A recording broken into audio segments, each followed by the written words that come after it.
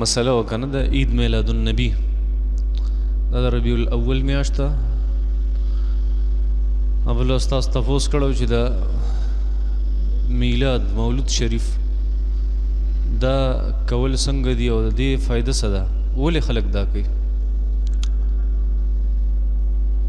نو لومبه خبره خدای یاد ساتل غواړي چې میلاد وایي څه ته د نبی کریم صلی الله علیه وسلم پیدایش ته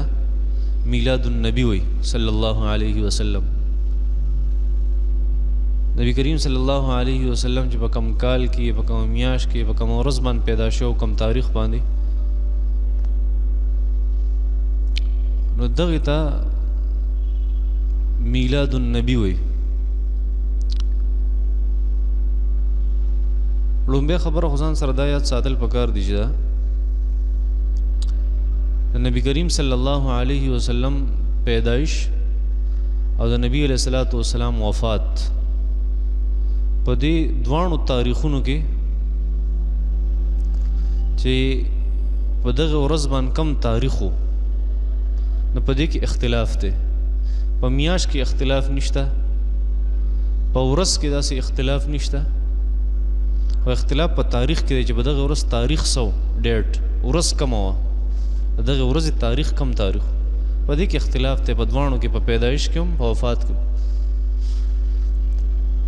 او دا مسله ځان سره یاد ساتئ، کله چې یو مسله هغه د پخوان اختلافي را روانې نو په هغې کې اختلاف ساتل د یو بل سره او په هغې جګړې کول، اختلاف خو به وي د قیامته پورې، او په هغې داسې اختلاف ساتل د یو بل سره چې د یو بل بې عزتۍ پکې وشي او یو بل ته سړی کافر ووایي، یو بل ته مشرک ووایي، نو دا خبرې زما په خیال چې دا مناسبه نه دي. بس یو څیز د مخکې نه اختلافي را روان دی، بس ټیک ته اختلافي دی. اوس داسې نه دي کول پکار چې یو سړی دی هغه اختلافي مسلې په یو طرف باندې عمل وکړو او بل سړی هغه ته ابلیس ووایي او کافر ورته ووایي او مشرک ورته ووایي، او یو سړي د اختلاف په بل طرف عمل وکړو نو دی بل نه دي پکار چې دی بل ته مشرک ووایي، کافر ووایي او غیر مسلم او ګمراه ورته ووایي. لکه هسې یو مثال تاسو له درکومه، نبی علیہ الصلوۃ والسلام نه رفع الیدین ثابت هم دي او پرېښودل هم ته ثابت دي. صحابو رفع الیدین کړي هم دي او رفع الیدین یې پرېښي هم دي. صحیح ده؟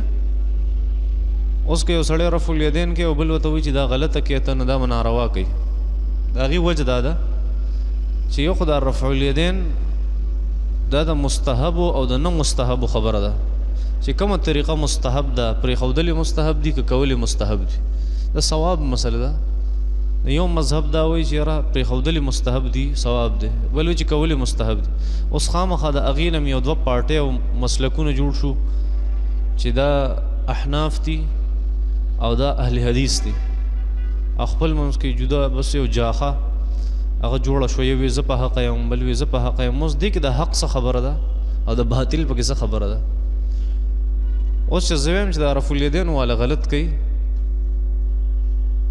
نو دا خو زه صحابو ته غلط نسبت کوم، ځکه صحابو نه دي کړي څه. نو چې ته وایې دا رفع الیدین غلط څیز دی نو صحابو ته دا ته ګویا چې غلط وی، او چې ته وایې دا پرېښودل د رفع الیدین غلط دي نو دا خو ته هغه صحابو ته غلط وی کوم چې رفع الیدین پرېښي دي، که نه داسې نه ده؟ نو داسې اختلافي مسایل چې هغه د مخکې نه اختلافي را روان نو په هغې کې یو بل سره چیړ کول، یو بل ته داسې غلط نسبتونه کول، دا زما په خیال مناسبه نه وي. نو خبره مې دا کوله چې نبی کریم صلی الله علیه وسلم تاریخ پیدایش او تاریخ وفات په هغې کې اختلاف دی. دا خو درسته ده چې یارو د ربیع الاول میاشت نبی علیہ الصلوۃ والسلام پیدا شوی او نبی علیہ السلام وفات شو. اختلاف ته خلکو مختلف تاریخونه هغه ذکر کړي دي، خو په پیدایش کې اختلاف ډیر زیات دی په تاریخ پیدایش کې، او کوم چې تاریخ هغه د وفات ته نو په هغې کې تقریبا چې کم اختلاف دی هغه کم دی. لکه ډیر علما په دې طرف باندې د امت ډیر علما چېرې تقریبا 13 ربیع الاول د نبی علیہ الصلوۃ والسلام وفات دی، 13 ربیع الاول. او څو علما دا وایي چې یاره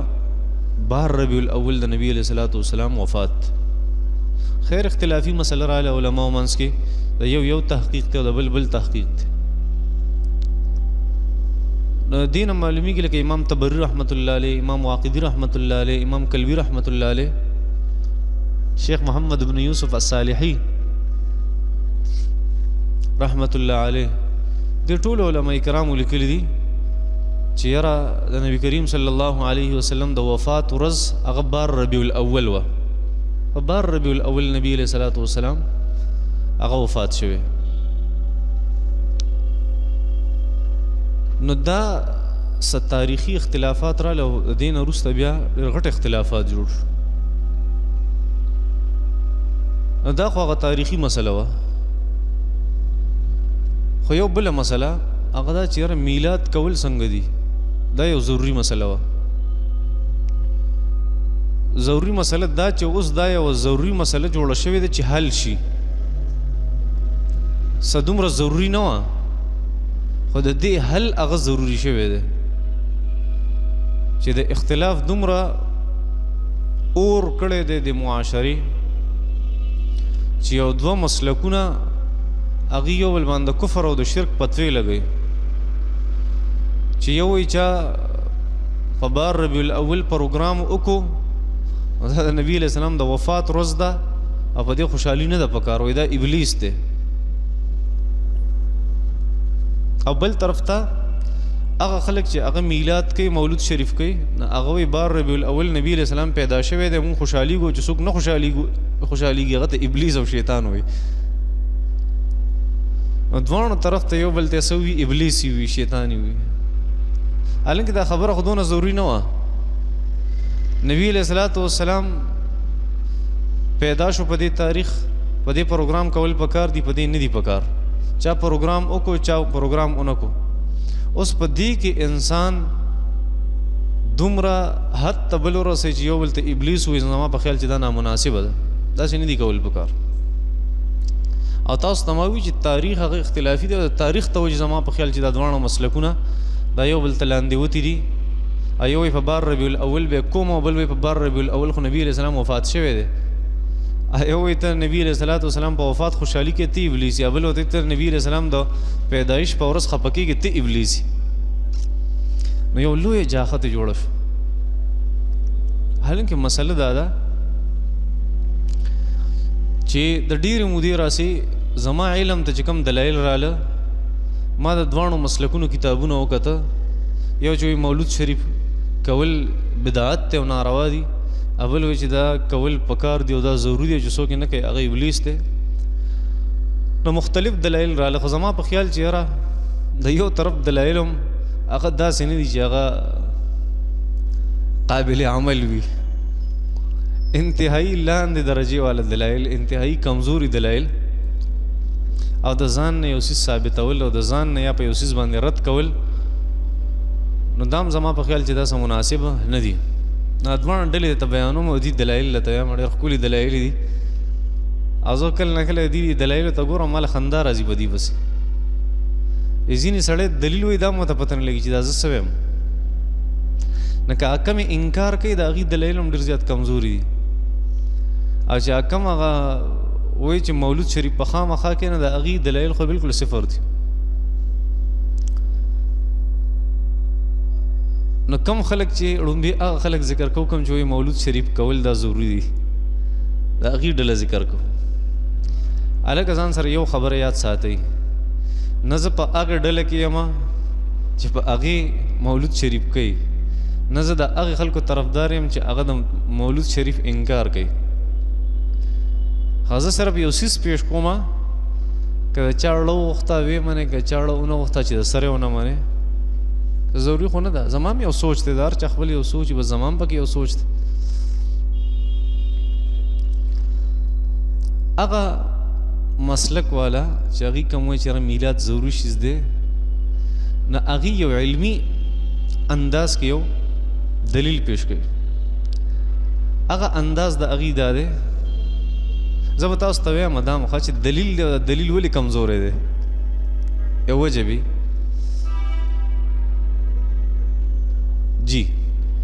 بریلوي حضرات هغې د دې قایل دي چې یاره مولود شریف په خامخا کې او چې څوک یې نه کوي دا ما اورېدلي دي اصل کې شعرونه دي وایي دن منائے مصطفیٰ کا جس کو اس سے پیار ہے اور دس شعر دے جو نہ منائے ابلیس کا وہ یار ہے داسې ما شعر اورېدلی دی زه ګورم یو نظم دی هغه مې یو پیرني مې اورېدلی نو هغې کې ما واورېد چې یاره دا نظم دا نعت خو ډېر ښکلی زبردست دی خو اخره کې پکې یو جمله ویلي اس کو جو نہ منائے وہ ابلیس کا وہ یار ہے که داسې جمله ده نه هغه وایي چې څوک مولود شریف نه کوي دا ابلیس خیر یو عالم د هغې داسې ویلي چې یاره مونږ ته ابلیس نه وایو بس دا زمونږ ځینې خلک دي هغه جذباتیان دي ځینې خلک نه دي د هغې اکثر خلک داسې دي چې هغې دا وایي څوک چې مولود شریف نه کوي هغه د ابلیس پیروکار دي د نبي علیه السلام په ولادت باندې خفه کېږي د لومبی دلیل د هغې دا دی چې زمونږ د فقه حنفي د هغې مسله ده چې اصل په اشیاو کې اباحت دی اصل په اشیاو کې اباحت دا دی چې څو پورې قرآن او حدیث د یو څیز نه منع نه کړي او شریعت منع نه ویلي هغه ته نشي منع کولی د هغې یو ډاکټر صاحب دی د بریلوي حضراتو او ډېر د هغې یو محقق دی نه هغه دا دلیل پیش کړی چې اصل په اشیاو کې اباحت دی مطلب د اصل په اشیاو کې حلالوالی دی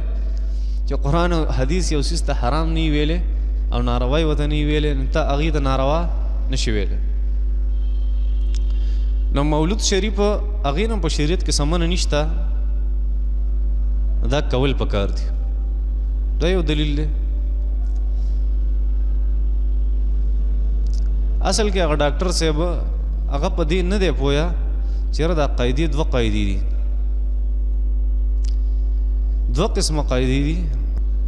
هغې وایي چې اصل خو په ټولو اشیاو کې څه شی دي حلالوالی دی چې یو څیز حلالي شریعت هغې ته ناروا نه ویلي څوک ورته ناروا نشي ویلی خو دا دلیل غلط دی ځکه دا یوه قاعده نه دوه قاعدې دي یو قاعده دا چې الاصل فی الاشیاء الاباحه اصل په تمامو څیزونو کې دا حلالوالی دی او یو بله قاعده ده چې اصل په تمامو اشیاو کې په تمامو څیزونو کې حراموالی دی الاصل فی الاشیاء الحظر الاصل فی الاشیاء الحرمه دوه قسمه قاعدې دي زموږ د مذهب حنفي نه هغه ډاکټر صاحب په دې نه دی پوه شوی چې یاره دا دوه قاعدې زمونږ مذهب دا دی چې اصل په څیزونو کې حراموالی دی او یو قاعده هم دا دی چې اصل په څیزونو کې حلالوالی دی اوس دی چې مولود شریف ثابتوي نو دا وایي چې اصل په اشیاو کې حلالوالی دی خو دته دا پته نشته چې دا خو دوه قاعدې دي د مذهب حنفي ته لږ سوچ وکړه چې دا څه باره کې دي زمونږ د طلباو زمونږ د هغې علماو چې هغه جګړې کې خپل منځ کې د هغې غټه نقصان دا دی چې هغه یو طرف ته ګوري بل طرف ته نه ګوري د یو طرف دلایل به وګوري یو سړی دیوبندی دی صرف د دیوبندیانو کتابونه ګوري بس چې هغې څه لیکلي دا درست یو سړی بریلی دی صرف د بریلیانو کتابونه ګوري یو سړی پنجپیری دی صرف د اشاعت التوحید والسنه ګوري او څوک چې اهل حدیث دی هغه د خپلو مولیانو کتابونه ګوري وایي دا ټیک دی نور غلط دی حالانکې داسې نه ده ته د یو مسلک سره تعلق ساتي د هغې علما دي نو د دې نه علاوه یو بل مسلک هم شته د هغې علما شته دا مسلک چې جوړېږي که نه دې په شا باندې ډېر لوی عظیم خلک موجود دي پوهېږئ په دې خبره هسې یو مسلک نه چلېږي په معاشره کې نو هغه ډاکټر صاحب چې الاصل فی الاشیاء الاباحه اصل خو حلالوالی دی په شریعت کې نه ګوره دوه قسمه څیزونه دي یو دی دین څه دین عبادت کم ته چې مونږ مخلوق نشو ویلی کم ته چې مونږ مخلوق نشو ویلی او یو هغه دی چې هغې ته مونږ مخلوق وایو دین ته مونږ مخلوق نشو ویلی یعنې که مخلوق وی بیا به قرآن ته مخلوق وی هغه زمونږ مذهب نه دی پوهېږئ په دې باندې نو یو دین اسلام دی چې هغه مشتمل دی په قرآن او په حدیث او د هغې په احکاماتو باندې یو هغه څیز دی چې هغې ته مونږ مخلوقات وایو نو دا اصل په اشیاو کې اباحت تر دې تعلق د مخلوقاتو سره دی د څه سره مخلوقاتو سره اوس ته وایم چې دا د کوم ځای نه وایم ښه او اصل په اشیاو کې حرمت او حراموالی دی دا قاعده د کوم ځای ده دا د عباداتو ده دا د دین ده د قرآن ده او د حدیث ده د احکاماتو ده پوهېږئ په دې باندې اوس که ته وایې چې مولود شریف زه د دین حصه نه ګڼم نو بیا دا خبره بالکل ټیک ته چې یاره مولود شریف مناول د درست دي د دین حصې نه ګڼو بس یو پروګرام دی یو رسم دی موږ کو ټیک ته بس او که دا ته د دین حصه ګڼي نو اصل په اشیاو کې حرمت ته چې شریعت ته دې حکم نه دی کړی ته عید میلاد النبي نشي مناولی پوهېږې په دې خبرو باندې اسانه ده که ګرانه لومبی څیز هغه د مخلوقاتو سره دی الله جل دا قاعده د کوم ځای نه راوځي اصل په اشیاو کې اباحت دی د قرآن مجید د 2 آیتونو مبارکو خلاصه ده چې اصل په اشیاو کې اباحت دی او حلالوالی ده د قرآن مجید یو آیت مبارکه ده قل من حرم زینة الله التي اخرج لعباده والطیبات من الرزق دې تعلق د لباس او د سره د خوراک سره دی یعنی لباس او خوراک ته حرام نشي ویلې سو پورې چې شریعت هغې ته حرام نه ویلي پوهېږې په دې باندې د هغې تعلق د مخلوقاتو سره دی ولې ځکه دویم آیت مبارکه ته وګورئ چې هغې نه دا قاعده راوتي الاصل فی الاشیاء الاباحه هو الذي خلق لكم ما في الارض جميعا خلق پېژنې مخلوق هو الذي خلق لكم ما في الارض جميعا اوس چې الله جل شانو دا ټول څیزونه پیدا کړي پوهېږي نو دې فایده الله جل شانو ته ده که مخلوق ته ده الله ته څه فایده شته نشته چا ته فایده ده مخلوق ته اوس داسې الله جل شانو چې مخلوق پیدا کو د چا د فایدې دپاره د انسانانو د فایدې دپاره د مخلوق د فایدې دپاره د مخلوق د فایدې دپاره مخلوق پیدا کو پوهېږي اوس د الله جل شانو د تمام څیزونه بیکار او فضول پیدا کړي دي که نه د الله جل شانو د حکمت تقاضا دا وه په دې کې څه فایده شته که نه دا ټول څیزونه بې فایدې دي فایده ده پکې پوهېږي نو چې ټولو څیزونو کې فایده ده الله بې فایدې څیز نه پیدا کوي پته ولګي دا ټول څیزونه درست دي چې الله وفرمیل چې دا مې استعمالوه هغه نادرست دي نه پوه شئ په دې خبره الاصل فی الاشیاء الاباح شریعت سو پورې نه ویلي او دا یو حدیث مبارک دی تقریبا ابو داود کې روایت دی دغه آیتونه مبارکه او دا حدیث مبارک د دین دا قاعده ثابت ده هغه دا چې نبی علیہ السلام فرمایي ما احله الله فهو حلال وما حرمه الله فهو حرام وما سكت عنه فهو عفو کوم څه چې الله حلال کړی هغه حلال دی کوم څه چې الله حرام کړی حرام دی کوم څه کې چې خاموشي ده هغه معاف دی هغه معاف دی پوهېږئ په دې باندې اوس ډاکټر صاحب چې دا روایت پیش کړی دی دا قاعدې پیش کړي چې الاصل فی الاشیاء الاباحه مونږ مولود شریف ځکه کوو چې اصل خو په اشیاو کې اباحت دی نو ما تاسو ته وایي تعلق د مخلوق سره دی که ته دا مولود شریف یو مخلوق او داسې یو رسم یې ګڼي بیا اوس نقصان نه دی خو که دا ته د دین حصه ګڼي که نه نو دا ناروا او بدعت دی نه پوهېږي په دې خبره اسان دی ګران اسان دا سره په دې یو څیز باندې بحث شو پوهېږي په دې خبره نه درس مونږ دې ته هغه وقف کو او د خیره سره دلایل نور دي د دواړو ګروپونو په هغې باندې به خبره کوو انشاءالله چې مولود شریف درست دی که نه درست اخر کې به درته بیا نتیجه ووایم چې څه پکار دي مولود شریف بار ربیع الاول ته بیا ختم بار ربیع الاول ته الله الرحمن الرحیم پرونه لومبی خبره شوې وه چې کم بریلوي حضرات دي نو هغې وایي چې یاره میلاد مناول دا ضروري خبره ده او که څوک نه مناوی نو دا ابلیس وي او د هغې اکثر خلک دا وایي بعضې پکې ډېر معتدل هم دي هغه وایي مونږ چاته دا نه وایو بس که څوک کوي او که نه کوي نو د هغې د یو ډاکټر صاحب حواله تاسو ته ما درکړی و چې د هغې څه دلایلو نو لومبی دلیل د هغې د یو ډاکټر صاحب و چې یاره اصل خو په اشیاو کې اباحت او حلت ته یو څیزه تمام څیزونه حلالي خو چې الله فرمایل چې دا منع دی پیغمبر صلی الله علیه وسلم فرمایل چې دا ناروا دی که به ناروی نو ټول څیزونه به صحیح حلال او جایز وي نو مونږ ورته وایو چې یاره نه دا خبره درسته نه ده کومه قاعده چې دا کلیه ده فارموله ده چې هر یو څیز هغه حلال دی څو پورې چې الله او پیغمبر یعنی شریعت نه ویلي چې دا حرام دی هغه په هغې څیزونو کې ده چې هغې کې انسان ته منفعت او فایده ملاویږي مادي او ظاهري فایده یې پکې په هغې کې نور قاعده دا ده چې کله د عبادات خبر راشي د شریعت خبر راشي نو اصل بیا په تمام سيزونو کې حرامواله دی وایي په دې باندې لکه واستوي چې یاره هر یو سیز حلال له سو پر چې الله او پیغمبر نی ویلي چې دا حرام دی نو هغه حلالي نو بیا به سړی وایي چې د ماسوتن مون سو رکعت دی سلور فرض او زه هغه سلور په ځای 15 کما ما څه بد کار خو نه دی کړی پوهېږې په دې خبرو نو په عباداتو کې اصل حراموالی دا مطلب چې دا سلور رکعت درستی کې دینه سیوا کې ته ناروا دي ناجایز دي بیا شریعت څنګه ویلي هغه شان به چلیږي په عباداتو کې هر چې په مادي سیزونو کې دي چې کم منفعتي په هغې کې د انسان نو په هغې کې دا قاعده چې ټول سیزونه حلال دي څو پورې چې ورته الله حرام نه ویلي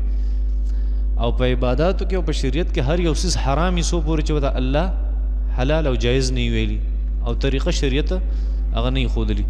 نو هغه قاعده هغه درست نه وه د هغې دلایل مې درکړي دله دویمه دلیل چې کوم هغه د میلاد والا دی بریلوي حضراتو دی نو بریلوي حضرات هغه فرمایي چې نبی علیہ الصلوۃ والسلام په غزوه تبوک کې حدیث دی نبی علیہ السلام په غزوه تبوک کې او د تبوک په موقع باندې حضرت عباس رضی الله تعالی عنہ فرمایلی چې یا رسول الله انی اريد ان امدحک زما خو خدار چې زستا مدح او صفت بیان کم نعت ویم ستا نبی علیہ السلام اجازت ورکو نو حضرت عباس رضی الله تعالی عنہ فرمایل چې یا رسول الله کله چې ته پیدا شوې نو ستا په پیدایش باندې او ستا د نور د وجه ټوله دنیا منوره شوه صحیح ده نعت وي او د نبی علیہ السلام د پیدایش باره کې وي نو پته لګي چې د نبی علیہ السلام په پیدایش باندې نعتخواني کول دغه ته موږ میلاد وایو نو مناول بالکل درست دي نو دا خبره میلاد دلیل نه دی دا د نبی علیہ الصلوۃ والسلام د صفت دلیل دی او د نبی علیہ السلام د نعتخواني د هغې دلیل دی ځکه چې که دا د ربیع الاول کې په بهر ربیع الاول باندې میلاد دپاره دلیلو نو تبوک خو د رجب په میاشت کې شوی و د څه په میاشت کې په زبرګه کې او ته نعتخوانی کې په کومه میاشت کې ربیع الاول کې نو دې خپل منځ کې څه تعلق دی حضرت عباس چې کله نعتخوانی کړی او شعرونه ویلي رضی الله عنه د نبی علیہ السلام باره کې په کومه میاشت کې و د رجب په میاشت کې اته کله کې د ربیع الاول په میاشت کې پوهېږې په دې باندې نو دا هم څه دلیل نه دی البته دونه خبره ده چې یار د نعتخوانۍ دپاره یو دلیل دی بله یو خبره دریم دلیل چې یاره قرآن کې الله جل شانو فرمایي قل بفضل الله وبرحمته فبذلك فليفرحوا هو خير مما يجمعون مسلمانانو له پکار دي چې د الله په فضل او د الله په رحمت باندې خوشاله شي د الله فضل قرآن دی او د الله رحمت پیغمبر دی صلی الله علیه وسلم د الله په قرآن او د الله په پیغمبر باندې له څه پکار ده خوشحالي پکار ده فبذلك فليفرحوا پکار ده چې د مسلمانان په دې خوشاله شي موږ په خپل پیغمبر خوشحالي وو نو کم مسلمان به چې هغه د پیغمبر په خوشاله باندې نه خوشحالي پیغمبر په پیدایش باندې خوشحالي په دې کې څه دلیل خو نشته د میلاد دپاره پوهېږې په دې خبره باندې کلک د نبی کریم صلی الله علیه وسلم د زندګۍ مطالعه کې او د صحابه کرامو د زندګۍ مطالعه کې لږ سوچو کې دې خبرې ته چې صحابه به کله خوشحاله شو د هغې د خوشحالۍ هغې په خوشحالۍ کې څه کول د نبی علیہ الصلوۃ والسلام د خوشحالۍ طریقه خدا وه چې خوشخبري ورته راغله نبی علیہ الصلوۃ والسلام الله ته سجده ولګو کومې ته چې موږ سجده شکر وایو پوهېږې په دې باندې یا نبی کریم صلی الله علیه وسلم د خوشحالۍ په موقع باندې روژه نیولې ده سوري دغه دا خبره پکې نه وه د عرفې د روژې خبره وه چې نبی علیہ الصلوۃ والسلام مبارک فرمایل چې د عرفې روژه داسې ده چې هغه مخکینی او وروستني د یو کال ګناهونه معاف کوي پوهېږې په دې خبره او دا د عرفې دا ورځ ستاسو دپاره د اختر ورځ ده د عرفې دا ورځ ستاسو دپاره د اختر ورځ ده نو دی وایي چې ګوره خلک وایي چې دوی اخترې دي په مسلمانانو کې یو عید الاضحی او یو عید الفطر نو دریم عید میلاد النبی پکې د کوم ځای نه راغی نو نبی علیہ الصلوۃ والسلام د عرفې ورځې ته هم اختر ویلې چې دا ستاسو د اختر ورځ ده او په دې چې څوک روژه ونیسي د عرفې نو تاریخ چې کوم ده ذوالحجې نو په هغې ته نبی علیہ السلام د اختر ورځ وي او په هغې باندې نبی علیہ الصلوۃ والسلام او صحابو او دې خلکو او نبی علیہ السلام د روژې ترغیب ور نبی علیہ الصلوۃ والسلام د خوشحالۍ طریقې کار ته وګوره چې نبی علیه السلام خوشحاله شو یې سجده ولګوله او یې روژه ونیوله. پوهېږې په دې خبرو باندې؟ یا د نبي علیه الصلاة والسلام مبارک زما په خیال چې چېرته ما دا نه دي لیدلي چې نبي علیه الصلاة والسلام داسې یو جشن کړی د خوشحالۍ په موقع باندې. پوهېږې په دې باندې؟ ما ته چېرته نه دي معلوم، دومره ویلی شم زه. نو قرآن مجید کې چې دا راغلی چې قل بفضل الله وبرحمته فبذلك فليفرحوا، په قرآن مجید باندې او په پیغمبر باندې خوشحالېدل پکار دي. پکار دي چې مسلمانان خوشحاله شي. نو موږ خو خوشحالېږو زموږ پیغمبر په راتګ باندې، که نه خوشحالېږو؟ خوشحالېږو پیغمبر صلی الله علیه وسلم په راتګ باندې او د هغه په پیدایش باندې. او د هغې چېرته هم دا مطلب نه ته به خامخا ګرځې او ډول به رالې او بازارونه هغې کې به ښکته ځي او پورته به ځي او مونځ دله نشته او دس دله نشته او پته نه لګي چې نور د شریعت کم کم احکامات هغه ته د خپو د لاندې کې. پوهېږې په دې باندې؟ اصل کې دا زه مسله اخره کې بیانوم درته ښه، خو دا د دواړو طرفونو چې کم دلایل دي نو په هغې باندې رد کوم چې د دواړو دلایل صفر دي. پوهېږې په دې باندې؟ نو فبذلک فلیفرحوا، پکار دی چې مؤمنان د نبي علیه الصلاة والسلام باندې خوشحاله شي. او فلیفرحوا یو سړي په خپلو تقریر کې ویلي، یو سړي په خپل کتاب کې د بریلوي حضراتو هغې لیکلي چې فلیفرحوا پکار دی چې مسلمانان دي د پیغمبر باندې خوشحاله شي او چې څنګه خوشحالي دی کوي. ځکه وایي دا فلیفرحوا الله مطلق ذکر کړی، څه مطلق، څه قید پکې نشته. او دلیل پیش کړی المطلق یجری علی اطلاقه، مطلق خو په خپل اطلاق جاری کیږي چې څنګه خوشحالي دی وکړه بس ټیک ته. پوهېږې په دې باندې؟ نو موږ وایي بس ټیک ته بیا به داسې کار وکړو چې میوزیک په ولګو. پوهېږې؟ او د دغه نه پېښور نه او د مردان نه به هغه بل قسم مخلوق راولو، هغه به دلته لږ تاو راتاو شي، بس دا هم بیا خوشحالي ده؟ نه، فلیفرحوا خوشحاله شي خو د شریعت د حدودو د لاندې. خوشحالي پکار ده خو شریعت لږ احکامات وګوره. شریعت څه وایي؟ شریعت ته ډول اجازت ورکوي، شریعت ته ګډا اجازت ورکوي، د دې څیزونو خو شریعت ته اسراف او د تبذیر اجازت ورکوي. چې ستا په جنډه باندې کلمه لیکلی شوې ده او ستا په جنډه هغه په زرګونو روپۍ لګېدلي، هغه بیا د خلک د خپو د لاندې کوي، په ګندګو کې ورچوي. دې ته لږ سوچ پکار دی. او د کامن سنس خبره کوم، دا زه د چا په ضد کې نه کوم، ځکه وروسته زه په هغې فرقې باندې رد کوم کوم چې دې خلاف دي. نو فبذلک فلیفرحوا، پیغمبر باندې خوشحالېدل پکار دي خو د شریعت په حدودو کې دننه. پوهېږئ په دې خبرو باندې؟ نو دا دلیل نیول چې یاره چاله څنګه خوشحالي پکار ده بس دې خوشحالي کوي، بس شریعت مکمل اجازت ورکړې، دا خبره هم درسته نه ده. او دې کې د میلاد کم ځای کې تذکره ده. الله فرمایي په قرآن خوشحاله شي او په پیغمبر خوشحاله شي. نو په دې کې خو د میلاد تذکره نه ده راغلې. پوهېږئ؟ نو ځان نه داسې خبرې نه جوړول پکار. او فلیفرحوا کم تفسیر لیکلی دي، مونږ خو ځان ته مقلدین وایو. څه بریلوي حضرات ځان ته 1 نمبر مقلدین وایي. مقلدین وایي هغه وایي چې خپل اجتهاد مونږ نشو کولی. د اجتهاد زمانه هغه د نبي علیه الصلاة والسلام نه 400 کاله پس هغه ختمه شوې ده، څوک مجتهد نشي جوړېدی. نو ته خو مقلد یې، اجتهاد ته خپل تفسیر ولیکې. دا په 1400 کاله کې چې خلکو کم تفاسیر لیکلي ته هغې نه یو ځای کې وښایه چې د فلیفرحوا دا مطلب دی چې میلاد به کې. ته خو په خپلو مشرانو پسې ځکه مقلد یې، او ته ما ته وښایه یو تفسیر کې. او که ته وایې چې نه فلیفرحوا دا زما اجتهاد دی، نو ته خو مجتهد یې نه، نو څنګه اجتهاد کې؟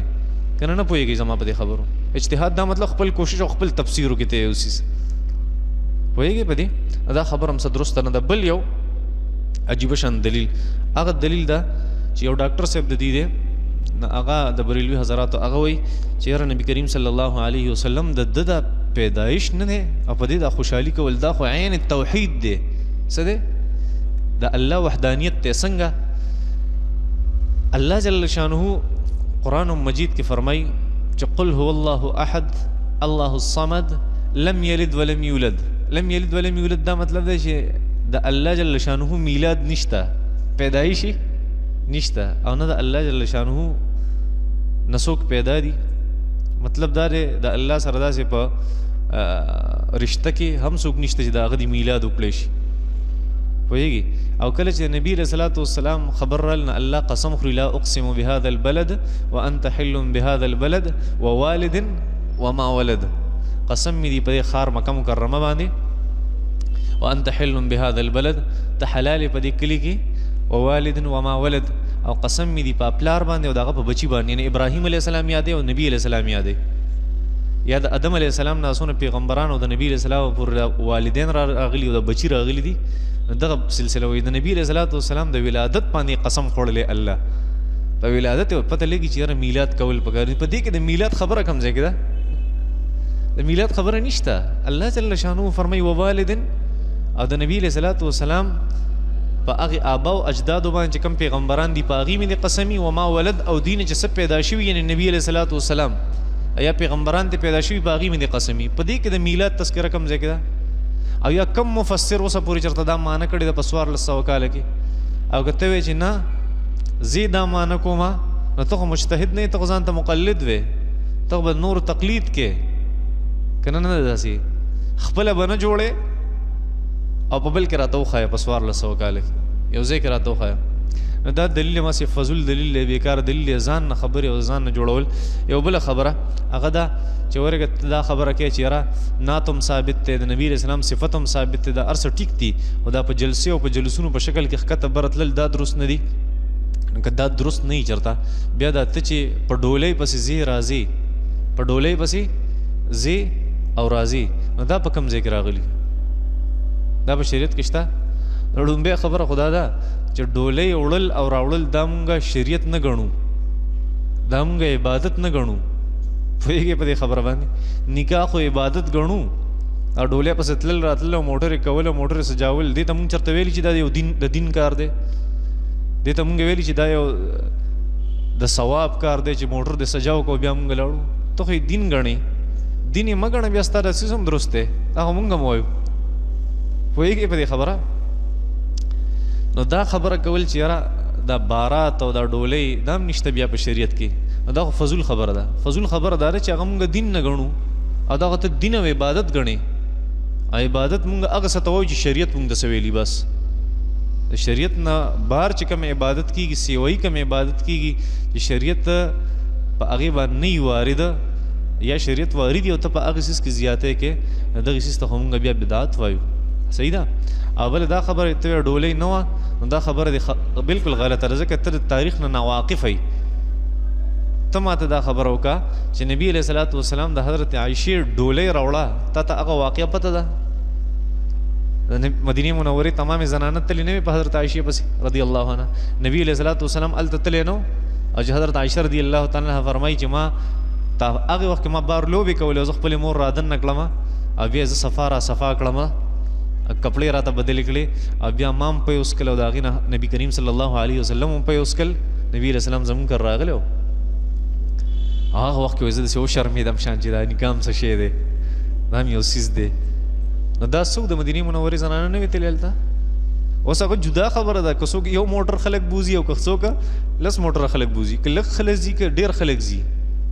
پوهېږې په دې باندې؟ خو بارات ثابت دی په شریعت کې. پوهېږې په دې که نه؟ نه پوهېږې. اوس دا خبره چې ته وایې چې یاره په هغه وخت کې خو موټرې نه وې، ته په موټر کې ډولۍ راوړې، دا خبره هم دی فضول ده. مونږ نه په هغه وخت کې په اوښ باندې خلکو راوړه، اوس یې خلک په څه کې راوړي؟ په موټر کې راوړي. او نه اوښ مونږه په هغې ډولۍ راوړل شریعت ګڼو او عبادت یې ګڼو، نه په موټر کې مونږ ډولۍ راوړل هغې ته عبادت وایو. که نه داسې نه ده؟ پوهېږې په دې باندې؟ دا خو زموږ یو رسم دی، یو رواج دی، دا خو مونږ د دین حصه نه ګڼو چې دا دین دی او په دې به خاص ثواب میلاویږي چې موټر دې سجاو کو، په مرسډیز کې دې راوړه، په V8 کې دې راوړه، یا په رینج روور کې دې راوړه، دا خو مونږ د دین حصه نه ګڼو. دا هم فضول دلیل دی. بل یو دلیل، هغه دلیل دا دی د میلاد دپاره چې دی وایي چې ګوره نبي کریم صلی الله علیه وسلم په راتګ باندې د مدینې منورې ماشومان او خلکو خوشحالي نه وه منعو کړې. نبي علیه السلام چې کله مدینې منورې ته راننوتو داسې په چوت ځای را روانو، نو ماشومانو تمبل وو، نو زموږ تمبل تم ثابت شو، او ماشومانو شعرونه وي چې طلع البدر علینا من ثنیات الوداع وجب الشکر علینا ما دعا لله داعی. دا وګوره ماشومانو نظم مې او تمبل مو زموږ تمبل ته ثابت شو د نبي علیه السلام په راتګ باندې، او بل ته ثابت شو، بل ته نعتونه ثابت شو، شعرونه ته ثابت شو. موږ ته وایي یو خبره ده چې هلته نبي کریم صلی الله علیه وسلم یو خبره ده چې دا مونږ نه منو چې نبی علیه الصلاۃ ستا دا دلیل مونږ نه منو. ولې نه منو؟ ځکه هلته نبی علیه الصلاۃ والسلام په پیدایش هغې خوشحالي نه ده منعو کړې، د نبی علیه السلام په هجرت باندې خوشحالي منعو کړې. نو دا کوم فضول دلیل ته پیش کې؟ که نه نبی علیه السلام په پیدایش که نه د هغه په راتګ او په هجرت باندې خوشحالي منعو کړې وه. په هجرت او پیدایش کې فرق دی. نه پوهېږي هغه نبی علیه السلام د مکې نه مدینې ته هجرت کو نو ماشومانو نظم می او دویمه دا خبره که د منو پوهېږي په دې خبره که دا خبر د منو چې نبی علیه الصلاۃ والسلام د هغه پر راتګ باندې ماشومانو جنکو تمبل والے د خوشحالي منو کړي نو هغه خو ماشومانو ته ماته د غټو دلیل پیش کا ته ماته خبرې د غټو کې او دلایل د ماشومانو پیش کې او د ماشومانو لپاره خو مونږ بالکل بالاتفاق زمونږ مذهب دی چې هغه تمبل بالکل والی شي څه نقصان نشته هغه زمونږ مذهب دی تمبل والی شي تمام شروحات د احادیث مبارکه وګورئ ماشومانو لپاره تمبل وال جایز دي پوهېږي په دې خبره ماشومانو جنکو تمبل والے دی نبی علیہ السلام په هجرت باندې والے دی نو اوس که ته وایې چې دا نبی علیہ السلام پیدایش نبی علیہ السلام خو په دغه ورځ نه پیدا شوی هجرت یې کو او که ته وایې چې هجرت و نبی علیہ الصلوۃ والسلام ولې لاهور ته راځي څه چې ته خوشحاله مناوې که نه شیرګل ته راځي چې ته خوشحاله کې پوهېږي نه هجرت هم نشي ثابتولی او پیدایش هم نشي ثابتولی دا ته څنګه مسلمان غلط دلایل ورکې بل یو دلیل بریلوي حضراتو یو دلیل دا دی چې ګوره د میلاد النبی دا داسې یو څیز دی چې په دې سره دا یو قسم تبلیغ دی او دعوت دی صحیح ده تبلیغ دی او دعوت دی نو موږ ته وایو چې دا تبلیغ دی او دعوت دی نو تاسو د مسلمانانو په علاقو کې ولې کوئ کافرو ته وکړئ ځکه تاسو په تبلیغیانو اعتراض کوئ چې تاسو کافرو ته تبلیغ ولې نه کوئ چې مسلمانانو ته کوئ تاسو خو په مسلمانانو تبلیغیانو اعتراض نه کوئ چې دی کافرو ته ولې تبلیغ نه کوي چې موږ ته تبلیغ کوي نو تاسو چې دا دعوت نو تاسو کافرو ته ولې نه کوئ مسلمانانو په علاقه کې کوئ پوهېږي نه داسې فضول دلایل دي داسې دلایل ټیک نه دي ښه بل هغه خلک دا خو د هغې خلکو باندې ردو چې کوم وایي چې میلاد هغه کول بالکل ضروري دي او که دې ونه کړه ته ابلیس یي په هغې مې رد وکړو چې د هغې تمام دلایل صفر دي صفر اوس هغه خلک چې هغې وایي چې میلاد مناول دا ناروا دي او بدعت دی اوس د هغې طرف ته راځو د هغې لومبی دلیل دا دی چې حدیث شریف کې راځي چې په آخري زمانه کې به یو قوم راشي هغه به داسې کارونه کوي چې الله به ورته د هغې حکم نه کړی الله خو د میلاد حکم نه دی کړی نبی علیہ الصلوۃ والسلام نه د اوسه پورې دا میلاد چرچا نه وکړی نه نبی علیہ السلام کړی نه نبی علیہ السلام پیدا شو نبی علیہ السلام 63 سال زندگی تېره کړه چېرته بر ډے نه و مناو کړی پوهېږي بیا صحابه کرامو د هغې په زندګۍ کې راغله د څونه ربیع الاول یې تېرې شوي چا نه ده کړې بیا تابعین تبع تابعین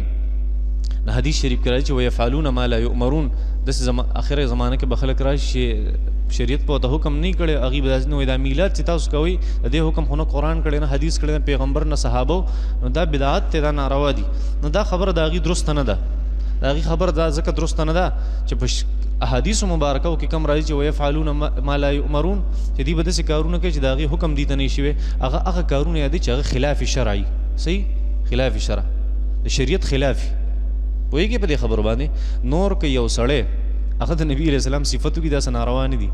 پوهېږي د نبی علیہ السلام ناتخوانیو کې څه ناروا نه دي د نبی علیہ السلام سیرت بیان کې دا څه ناروا خبره نه ده بله خبره بل دلیل هغه دا دی چې یاره په دې میلادونو باندې ډېرې زیاتې پیسې خرچ کېږي په میلادونو باندې ډېرې زیاتې پیسې خرچ کېږي او د دې د وجې خلکو ته تکلیف رسي په روډونو کې دا خلک روځي نه ته دا دلیل پیش کې دا خو دې زه نه منم د هغې وجه دا ده دا ته چې په جلسونو کې راوځي په دې سره ته څونه اسراف کې او څونه تبذیر کې او څونه پیسې خرچ کې او په بل دا دغه کې په بل دا اعتراض کې چې یاره دا پیسې چې تاسو په میلاد کې مې خرچ کړي دا مو غریبانانو له ورکړې وي نه ته چې دا په جلسې کې مې خرچ کړي دا هم غریبانانو له ورکړه که نه پوهېږې په دې باندې ستا سوک کابلې د بل هغه نه چې کوم اعتراض ته په بل باندې کې هغه بیا برداشت کړم پوهېږي په دې خبرو نه که ته دا خبره کوې چې په ربیع الاول باندې خرچي کېږي دا چېرته غریبانانو له ورکړي خلکو ته تکلیف نو ستا د جلسو نه هم خلکو ته تکلیف تا ته هغه جلسه کې چې ته کومې خرچي کې هغه چېرته دا سوچ دې کړی چې دا به غریبانانو له ورکړو نه که هغه داسې تبذیر او اسراف کوي هغه هم غلط دی خو که ته کې دا هم غلط دی پوهېږي په دې باندې یو بل دلیل هغه دا چې یاره هغه خلک چې هغې وایي چې یاره میلاد کول دا درست نه دي هغه وایي دا مروجه طریقه د نبي علیہ السلام صفت هم ټیک دی د نبي علیہ الصلوۃ والسلام ناتخواني هم ټیک ده تقریرونه هم ټیک دی نبي علیہ السلام په سیرت کې وشي خو دا مروجه کومه طریقه ده د بریلیانو حضراتو دا په شریعت کې نشته نه چې دا په شریعت کې نشته پوهېږي په دې باندې نو ستا چې کومه چله ده او څلور میاشتې دي دا ته ماته وښایه په شریعت کې که نه داسې نه ده پوهېږي ته بیا وایې چې نه قرآن مجید کې خو څلوېښتو ورځو ذکر راغلی موسی علیه السلام څلوېښت ورځې تېرې کړي په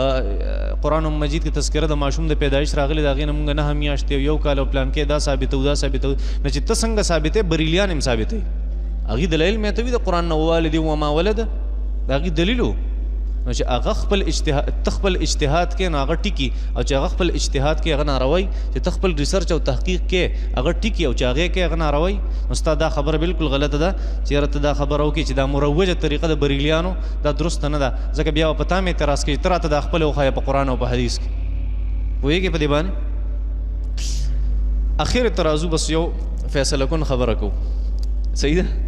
دا په دواړو مې اعتراضات وکړو په دواړو ډلو باندې دا اعتراضات مې دې دپاره نه دي کړي زه چا خلاف یم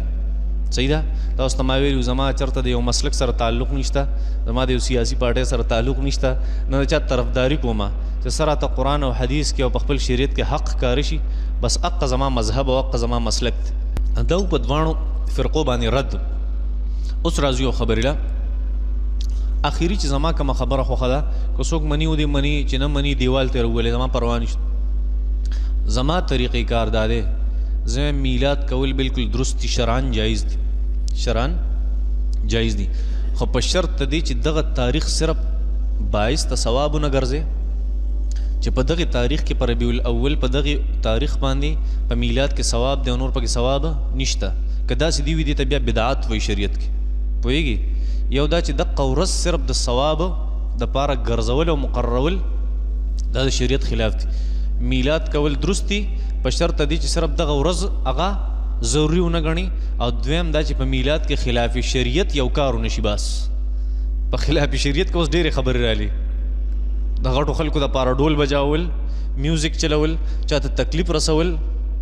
اسراف او تبذیر کول پوهېږې په دې باندې نور زما په خیال چې په دې کې شریع قباحت نشته د هغې وجه دا ده چې څنګه مونږ څنګه مونږ خپل د سیرت کانفرنس یې کوو سیرت کانفرنس یې کوو او په هغې کې د خلاف شرع یو کار نه کوو نو دغه شان هغې عید میلاد النبي مناوي صرف مسله دا ده چې یاره په هغې کې مونږ هغې ته دا خبره کوو چې دې کې یو خلاف شریعت کار مه کوئ بس اور درسته ده د نبي علیه السلام په صفت کې ګناه ده د نبي علیه السلام په پیدایش باندې خوشحالي مناول خوشحالي کول په دې کې ګناه ده هېڅ ګناه نشته نبي علیه السلام سیرت بیانول په دې کې ګناه ده د هغې لپاره یو مجلس مقررول دې کې ګناه ده هېڅ ګناه نشته څه مسله خو نشته خو صرف دونه خبره ده چې خلاف شرع خلاف شریعت یو کار پکې ونه شي خلاف شریعت څه مطلب دی چې دلته یو زمانه کې په تقریبا په 2015 کې دلته یو میلاد شوی په دې بازار کې نو په هغې کې په بعضو علماو پسې ډېرې پلیتې خبرې شوې وي او زه نه وم په هغه ورځ کې زه په لاهور کې وم یعنې زه په خپله ورتلم بیا هغې ته خو داسې خبرې پسې شوې په بعضې علما کرامو پسې هلکه ستا د یو عالم سره اختلاف ته ټیک ته بس د هغې دا مطلب نه دی چې ته په منبر باندې کېږي دا منبر د غیبت ځای نه وي پوهېږي تا مجلس ته نبي علیه صلات وسلام د میلاد او د نبي علیه السلام د سیرت مقرر کړی او ته د بل بېادبي کې په هغې کې ته د بل ګستاخي کې په هغې کې ته به بل پسې کنځلې کې په هغې ته د بل غیبت کې په هغې کې نو دا خلاف شرع کارونه دي نو دا یو خبره میلاد درست دی خو چې خلاف شرع کار پکې نه خلاف شریعت کار پکې نه نو بس په دې کې بس تاسو ټوله خبره هغه راضي شي او زما په خیال چې زه د بریلیانو حضراتو له یو مشوره ورکوم که مني و دې مني که نه مني نه دي مني صحیح ده خو زما په خیال چې د دیوبندیت پنجپیریت اهل حدیث دا یو طرف ته بریلیان بل طرف ته د دې په میلاد النبي کې دا کم اختلاف ته دا به ختم شي په یو شرط باندې چې دې صرف تاریخ بدل کی څه بدل کی چې ربیع الاول دا میاشت تک په دې کې په هر تاریخ کې چا میلاد وکړو نو درست دی نو زما په خیال چې بیا به نه دی په هغې پسې کنځل کې نه به هغې په دې پسې کنځل کې پوهېږې په دې دی د اختلاف ته ختمول یو طریقه ده یو خبره ځان سره دا یاد وساتې چې چېرته د یو طرف خبره مه اورې پوهېږي دا به د کامیابۍ نه ښیي د انسان د یو طرف خبره اورېدل دا ګمراهي پوهېږي یو کتاب کتل دا هم ګمراهي چې صرف دا یو کتاب ګورم نو ټول کتابونه شاته غورځوم تا یو کتاب کتلی دی تا 100 کتابه پرېښي مسلمانه ته به خود په یو باندې شفن مې او بل به ته پلیت هم ښکاري بل به ته جاهل هم ښکاري بل به ته قمقل او بېوقوف هم ښکاري چې یو کتاب څوک وایي بې دا حالي صحیح ده نو یو بالکل دا ذهن نه وباسئ زه د چا طرفداري وکړم یا د چا داسې وکړم یا داسې وکړم هر هغه کار چې هغه د قرآن مجید خلاف د قرآن مجید خلاف پیغمبر صلی الله علیه وسلم د احادیث مبارکو د هغې خلاف یا زمونږ د شریعت چې نور کم اصول لی قیاس دی یا اجماع ده او د هغې خلاف کم مسایل کېږي نو کوشش کوئ چې په هغې باندې چېرته عمل مه کوئ پوهېږي نور په خو په خراب باندې هر سړی پوهېږي کې اختلافي مسله ده په الله مې د قسمی کنه دا خلک په پیسو ګټلو پويږي په کور جوړولو باندې پويږي په غم خادو باندې پويږي نه په دې نه پويږي چې دا مسله ټیک ته دا مسله غلطه ده چې ځان غلې کې او سترګې پټې نه بیا خود نه پويږي په دې هر سړی پويږي زه پويږم زما عمر تقریبا تاسو کې دا ماشومان دي صرف دا یو سو دا نه کشران دي نو ټول نه مشران یا زما په خیال چې زه پويږم تاسو په ولې نه پويږي پويږي خامخا بس بیا زه دونیسي چې زما دې مسلک سره تعلق ته کدي خبر ټیک یو که غلطي زما په دې اعتماد ده او که زما د دې پارټي سره تعلق ته کدي خبر ټیکی که غلطي زما په دې اعتماد ده نه ټیک یو غلطي پويږي الله جل شانو مونږ نه دې تاسو کې